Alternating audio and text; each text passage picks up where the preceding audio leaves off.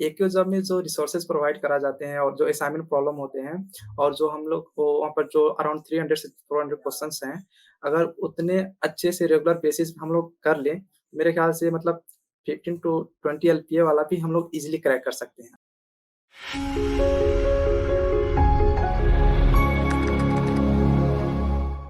Hey everyone, welcome to Accu Jobs YouTube channel. My name is Priyanshi Singh, and today we have a very amazing guest with us named Kamruzama Ansari.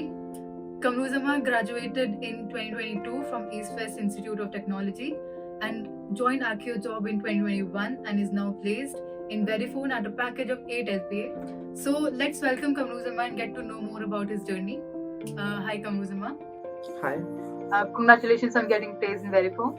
thank you. Tell us something about your background. So hi everyone, my name is Kamruzama Ansari. I am from Nepal. मैंने अपना 10th जो था नेपाल से ही पास किया था।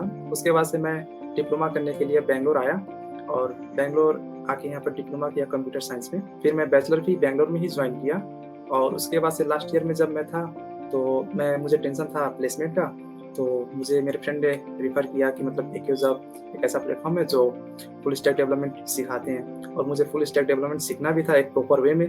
तो मुझे लगा कि एक ऐसा प्लेटफ़ॉर्म चाहिए जो मुझे प्रॉपर्ली गाइड कर सके हर चीज़। तो मैं एक्यूजॉब में जॉइन हुआ अराउंड नवंबर लास्ट में। Okay, that's an amazing journey.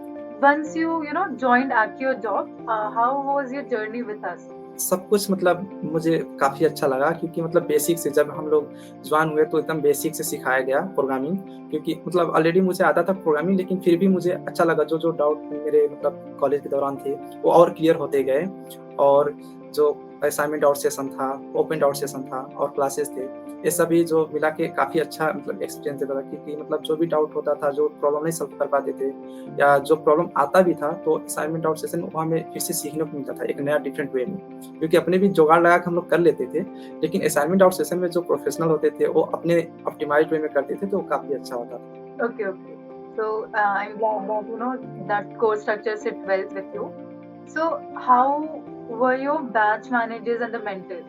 मतलब मुझे जो रिसोर्सेस मिलता था एक जॉब से और जो सपोर्ट मिलता था मतलब बैच मैनेजर से और जो मतलब ड्यूरिंग क्लास टाइम टीचर से, तो काफ़ी अच्छा था। मतलब एकदम सपोर्टिव थे सब लोग। और जब तक मतलब हमारे बैच मैनेजर थे उनको पता था कि मेरा प्लेसमेंट हो चुका था तो मेरा प्रोसेस नहीं होता था, लेकिन बाद में जब उनको जैसे पता चला वैसे 3 कंपनी में मेरा इमीडिएटली प्रोसेस किया उन्होंने, तो काफ़ी सपोर्टिव थे वो। हम लोग का जो क्लासेस होता था वो 7 से होता था, तो 7 टू 8 ओपन डाउट सेशन होता था। उसमें हम लोग कोई भी क्वेश्चन पूछ सकते थे और हमारे जो मेंटर होते थे वो काफ़ी सपोर्टिव होते थे। वो पहले हम लोग को प्रॉब्लम पूछते थे और फिर उसे मतलब पहले अप्रोच बताते थे कैसे सॉल्व करना है और उसके बाद से उसको एनालाइज करा के फिर उसको कोड करवाते थे। तो ऐसे ओपन डाउट सेशन में हम लोग को काफ़ी चीज़ सीखने को मिलता था। उसके बाद से 8 टू 9 होता था हम लोग का असाइनमेंट डाउट सेशन। उसमें जो असाइनमेंट दिए जाते थे हमारे मतलब क्लासेस जो होते थे थियरी कंसेप्ट, उसके ऊपर जो असाइनमेंट दिए जाते थे उसमें डिस्कस करा जाता था और उसमें हम लोग मतलब जो मेंटर्स हमारे थे काफ़ी अच्छे से एक्सप्लेन करते थे कि ये मतलब ये प्रॉब्लम को कैसे सॉल्व करना है, क्या टाइम कॉम्प्लेक्सिटी है, तो सब कुछ मतलब अच्छे से बात करते थे। और उसके बाद से 9 टू 11 हम लोग का रेगुलर क्लासेस होते थे। मतलब जो टॉपिक्स हैं जैसे फॉर एग्जांपल हम लोग का स्टैक है तो स्टैक के बारे में, उसके इम्प्लीमेंटेशन के बारे में, तो ये सब चीज़ें के बारे में बताया जाता था। एक जॉब में जो रिसोर्सेज प्रोवाइड करा जाते हैं और जो असाइनमेंट प्रॉब्लम होते हैं और जो हम लोग को वहाँ पर जो अराउंड 300 से 400 क्वेश्चंस हैं, अगर उतने अच्छे से रेगुलर बेसिस पे हम लोग कर लें, मेरे ख्याल से मतलब 15 टू 20 एलपीए वाला भी हम लोग ईज़िली क्रैक कर सकते हैं, अगर अपने कर लें तो। मतलब सेल्फ थिंकिंग के साथ, क्योंकि कॉपी पेस्ट करके कोई भी कर सकता है। वैसे में हमको सीखने को नहीं मिलता है, लेकिन अगर हम लोग खुद सोच के अगर वैसा प्रॉब्लम सॉल्व कर लें, तो काफ़ी मतलब हम लोग बड़े-बड़े कंपनी में ईज़िली निकाल सकते हैं। क्योंकि मैंने लीड कोड में वहाँ पर क्वेश्चन सॉल्व किए हैं, तो लीड कोड का जो लेवल ऑफ क्वेश्चन होता है, उससे काफ़ी अच्छे-अच्छे क्वेश्चन हमारे मतलब मेंटर्स रखे हैं असाइनमेंट आउट सेशन मतलब असाइनमेंट में और जो वहाँ पर जिन क्वेश्चन्स हैं उसमें, तो ये काफ़ी हेल्पफुल है। अगर रेगुलर बेसिस पे कोई करे तो काफ़ी अच्छा है। So you must have sat for our placement process, right? So the whole placement process that we provide from starting to till you get placed, how was that process for you?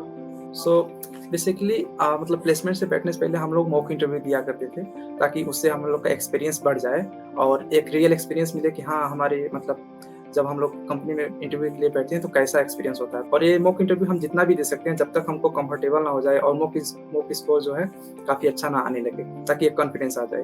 तो ऐसे mock interview देते हुए हम लोग मतलब experience अपना बढ़ाए, मतलब कॉन्फिडेंस बढ़ाए और उसके बाद से प्लेसमेंट में बैठे थे। So that's good to know that you liked our placement process. So now talking about mock interviews, HR mock interviews and technical mock interviews. So many of our students are still hesitant about giving those mocks. So it helped you so much. So what Yes. advice would you like to give to those students who are still hesitant about giving these mock interviews? मेरे ख्याल से उनको मतलब hesitate नहीं होना चाहिए, उनको as a friend imagine कर लें, वो मेरे फ्रेंड हैं और उनसे मैं बात कर रहा हूँ, क्योंकि वही समय होता है जब हम अपने आप को इम्प्रूव करेंगे। क्योंकि उनसे जब हम बात करेंगे तो ये ओपनली बात कर सकते हैं, और लेकिन एक्सपीरियंस जो होगा वो वही वाला होगा, क्योंकि उससे ज़्यादा मतलब अलग नहीं होता है जो एक्चुअल एक्सपीरियंस होता है।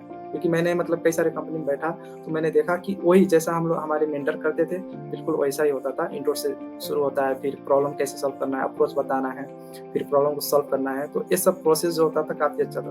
तो बार-बार दें, अगर स्कोर अच्छा आ रहा है फिर भी दें, ताकि कॉन्फिडेंस और बढ़े।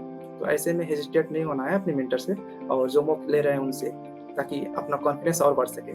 So we talked about your placement process with us. Now talking about the placement process with Verifone, the company that we are placed in right now, how was their placement process? Okay, so actually in Verifone 5 round थे। तो first aptitude test थे।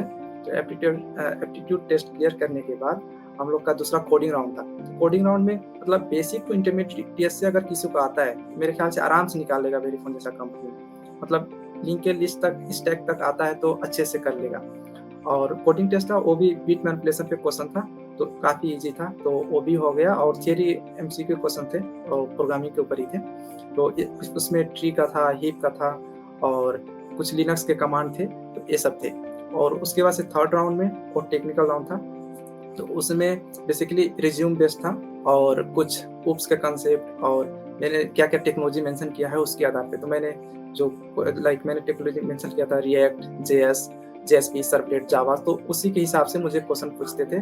और API के बारे में, मतलब front end basically जो मैंने मेंशन किया था उसी हिसाब से था। और फोर्थ राउंड जो था, फोर्थ राउंड भी फ्रंट बेसिस ही था, फ्रंट एंड पे ही था, लेकिन जावास्क्रिप्ट का क्वेश्चन उसमें ज़्यादा पूछा गया था और प्रॉब्लम सॉल्व करने के लिए मुझे दिए थे। वो भी बेसिक टू इंटरमीडिएट टीएसए का ही क्वेश्चन था, उससे टफ नहीं था। और लास्ट राउंड मैनेजर राउंड जो था, उसमें भी मतलब टेक्निकल क्वेश्चन पूछे गए थे। और मेरे ख्याल से इसमें जो क्वेश्चन पूछे गए थे और जो टेक्निकल थे उनसे अच्छे क्वेश्चन थे। फॉर एग्जांपल इसमें सॉफ्टवेयर टेस्टिंग के बारे में बात किया गया था और डिफरेंट मतलब एपीआई के बारे में बात किया गया था। तो मैनेजर राउंड में भी टेक्निकल क्वेश्चन थे, तो ऐसा नहीं था कि सिर्फ एचआर बेस्ड क्वेश्चन था। Okay. So that was an extensive placement process, and I'm so glad that you got through it and now you're placed. So many of our students will watch this video, they will see you, so they will listen to your story and they will get to know about your journey. So what advice would you like to give to our prospective students?